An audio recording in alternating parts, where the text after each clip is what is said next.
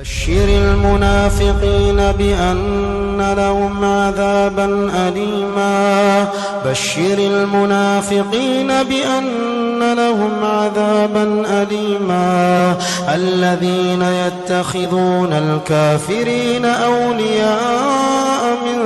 دون المؤمنين أيبتغون عندهم العزة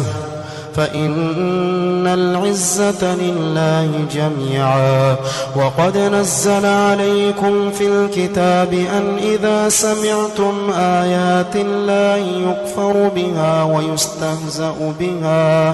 فلا تقعدوا معهم حتى يخوضوا في حديث غيره إنكم إذا مثلهم إن الله جامع المنافقين والكافرين في جهنم جميعا الذين يتربصون بكم فإن كان لكم فتح من الله قالوا ألم نكن معكم وإن كان للكافرين نصيب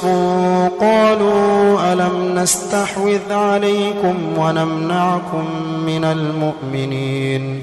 فالله يحكم بينكم يوم القيامة ولن يجعل الله للكافرين على المؤمنين سبيلا إن المنافقين يخادعون الله وهو خادعهم وإذا قاموا إلى الصلاة قاموا كسالى وإذا قاموا إلى الصلاة قاموا كسالى يراءون الناس ولا يذكرون الله إلا قليلا مذبذبين بين ذلك لا إله هؤلاء ولا إله هؤلاء ومن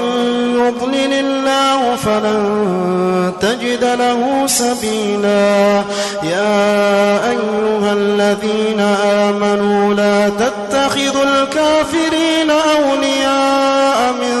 دون المؤمنين أتريدون أن تجعلوا لله عليكم سلطانا مبينا إن المنافقين في الدرك الأسفل من النار ولن تجد لهم نصيرا إلا الذين تابوا وأصلحوا واعتصموا بالله وأخلصوا دينهم لله فأولئك مع المؤمنين وسوف يؤتي الله المؤمنين أجرا عظيما ما يفعل الله بعذابكم إن شكرتم وآمنتم وكان الله شاكرا عليما.